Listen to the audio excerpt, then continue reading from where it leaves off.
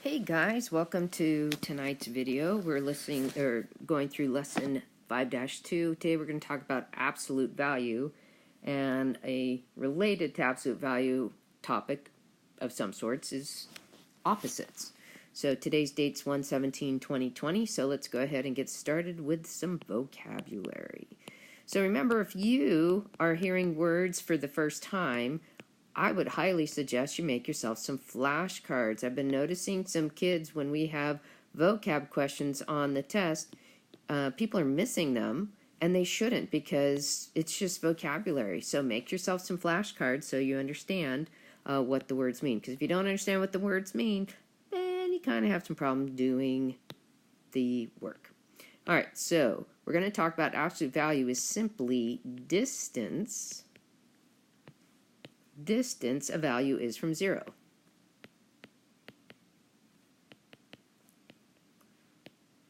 So distance is how far something is from some sort of object, okay?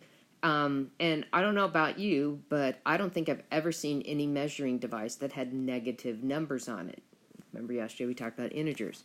So what's interesting about distance is that it has only two options. It can either be positive, so only positive, or it can equal 0. Now, the reason why we mention 0 separately from being positive is, as we talked about yesterday, 0 is neither positive nor negative. He's kind of neutral. So he doesn't have a sign ever attached to him. There's no such thing as positive 0, no such thing as negative 0. It's just 0, okay? So let's talk about, well, if I measure and I get positive distances, what the heck is that? Now, just to let you know, this video, for me in my composition notebook, it only took 1 page, okay? So positive distances are to the right of 0.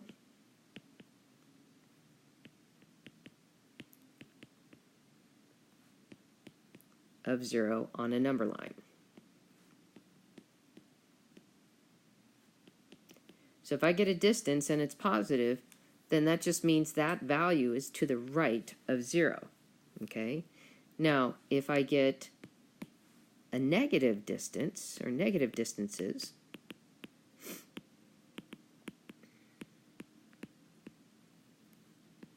that means that it's to the left of 0.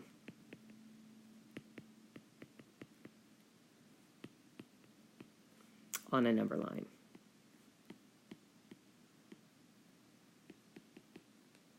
Okay, so main thing I want you to get from this is the idea about integers.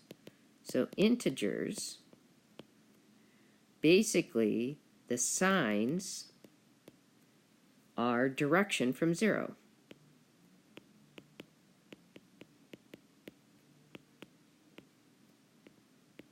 So if I have a positive sign, that means I'm to the right of 0, and if I have a negative sign, then I'm to the left.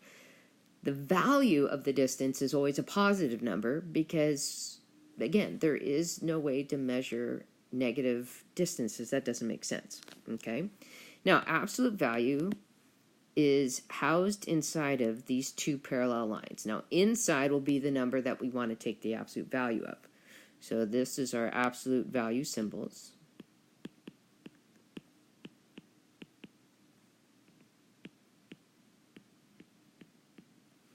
Okay, and so if I have something like, change the color a little bit, the absolute value of -5, so again, absolute value of -5,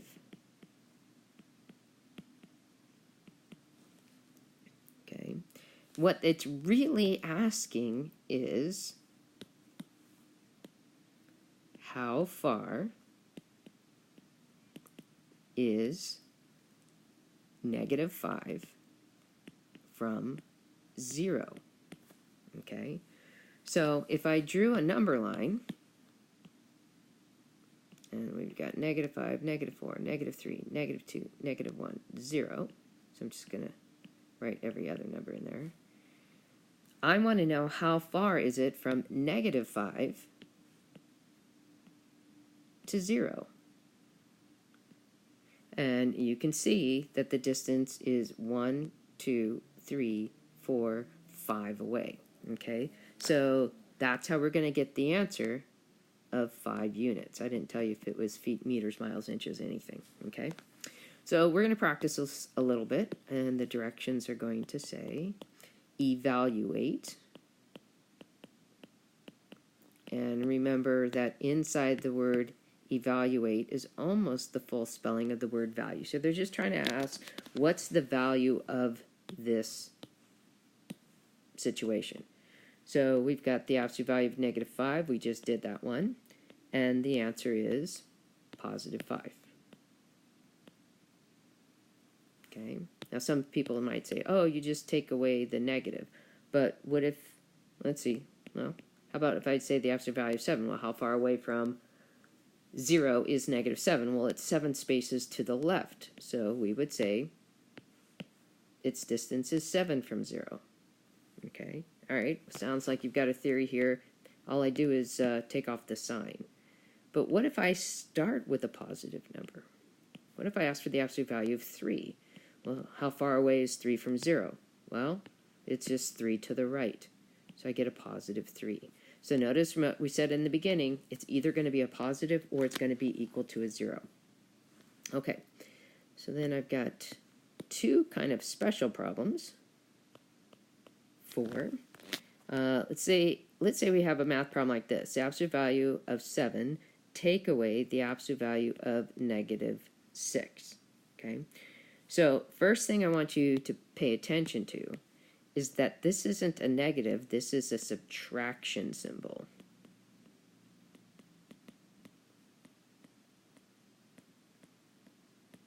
Okay, now these are two individual values that we want to figure out their absolute value, so that's actually how we're going to start this problem, is we're going to go ahead and find the absolute value of each term.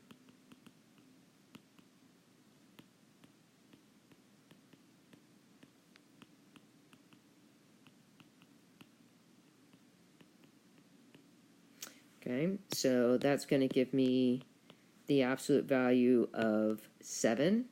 That's 7 away from 0. And then we still have the subtraction symbol. And then the absolute value of -6, well, that's just 6 away from 0. It just happens to be on the left of 0. Then I do the math. Do the math.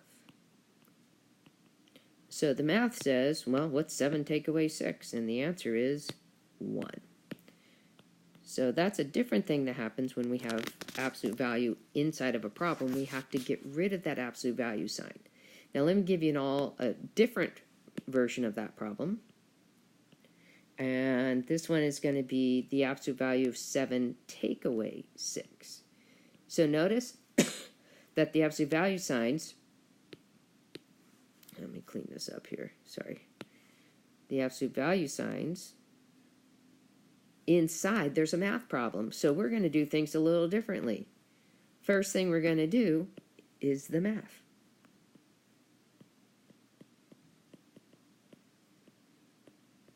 Because I can only have one term inside the absolute value before I can actually take the absolute value. All right, so that's going to give me the absolute value of 1. Okay, then I'm going to go ahead and find the absolute value.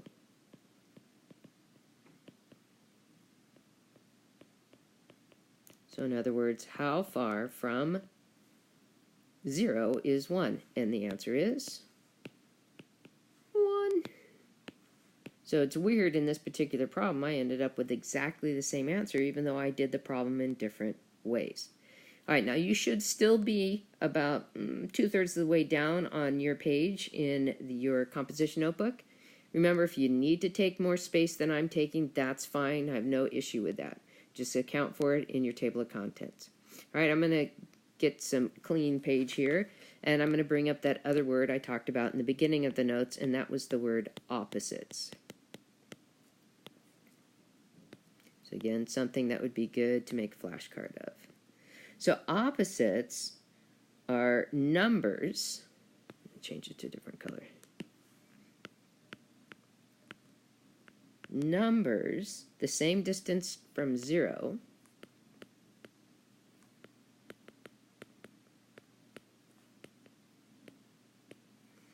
but on opposite sides of 0.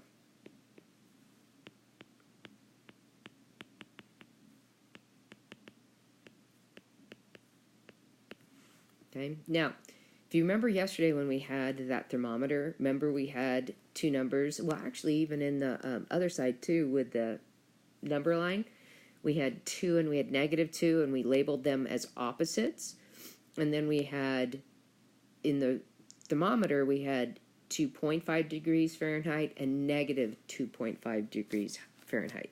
So same number but opposite signs, one positive and one negative.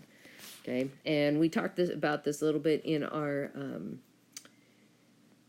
when we were talking about the zombie elves, that when we add opposites we always get 0. Okay, so let's do a couple of these, and I'm going to set this up just like I did in my notes. So I kind of split the last third of the page, 2 problems on the left and then 1 problem on the right.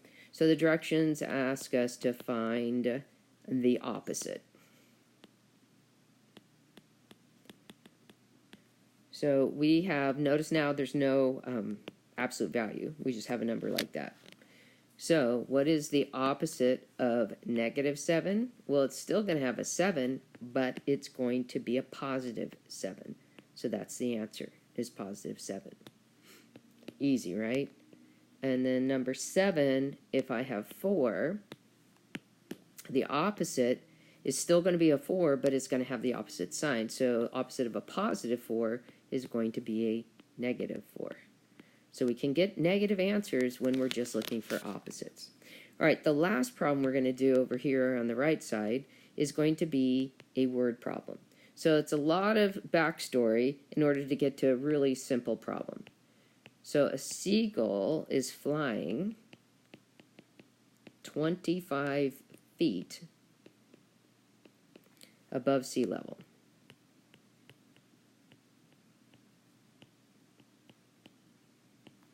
By the way, what you can do is stop listening to the video and then fast forward the video till the whole problem is written out, then start the video again. You don't really need to listen to me tell you how to write the problem, okay? Joe is diving 15 feet below sea level. What is the distance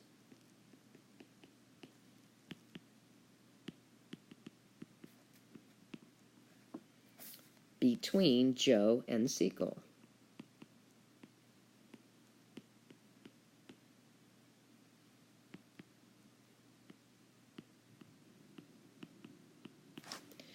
So if you think about it, you've got ocean waves here.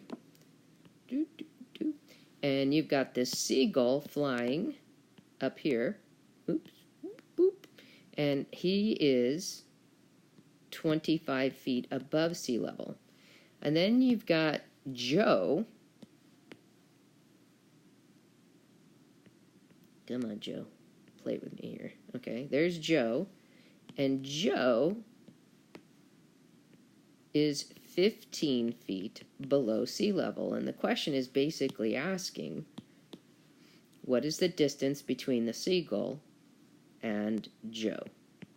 Okay, so if you think about it, the seagull's height is above the water, Joe's height is below the water, but not each one of them is written the same way. So for example, the seagull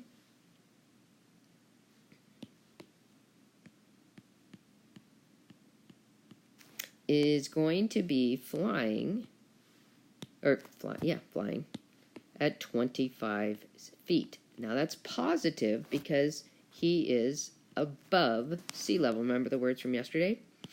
And then we've got Joe, and Joe is swimming below sea level. Okay, so Joe is at negative 15 feet. So we can set up this problem using absolute value, and we've got these two are going to get combined, and we've got the seagull at positive 25, and we've got Joe at negative 15. So we would just go ahead and take the absolute value of each of those numbers, and that would give us 25 plus 15, which would end up equaling 40. So you would say Joe and the seagull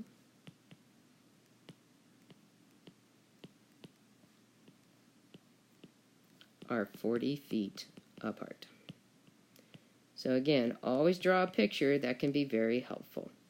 All right, that's it for tonight, guys. Have a great one, and I'll see you tomorrow. Bye now.